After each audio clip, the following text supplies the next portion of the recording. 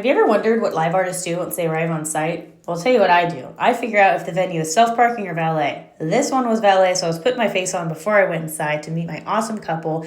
Then I go and get a lay of the land. I like to figure out the guest flow, cocktail hour, and where I'm going to be setting up to paint the ceremony. So I don't have to be in direct line of sight with the ceremony in order to paint it, but sometimes it's fun to have the artist set up so that guests can see the painting go from blank canvas to something special by the end of the ceremony. This was in March and it was kind of an iffy day with weather, so I wasn't sure if we were going to set up outside or inside. Luckily, the clouds cleared up, so I could stay outside for when guests were arriving to the ceremony. They could see the blank canvas and look at these flowers. They're so pretty. I couldn't wait to paint them. But let's go to a clip of me down there in the ceremony site. All right, so I am down here at the ceremony site. I've got the canvas prepped and measured out.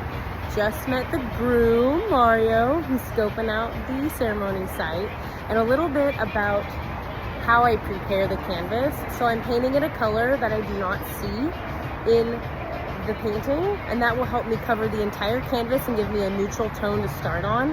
And then these little markers right here, that is how I can grid out the actual composition. So when I'm sketching, I have a point of reference to make sure that everything has the correct proportions.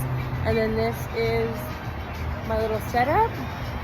We have our ceremony site down there. Because it was such a damp day, I definitely wanted to get that canvas painted first so I could sketch on it later. This is me down in the ceremony site doing the most important part, you guys. I'm taking photo and video reference for a moment that has not happened yet so I can plug them in later. Once I have the composition, I then go back to my easel, transfer it to my iPad and start color blocking what's farthest away first to what's closer to me. So as you can see, it goes sky, tree, hills, and then we have the terrace. I start blocking the colors for the terrace, which gives me roundabout shapes and sizes so I know where I'm plugging in my couple later on. If you want to see more, follow for part 2 where I move inside and we keep on painting.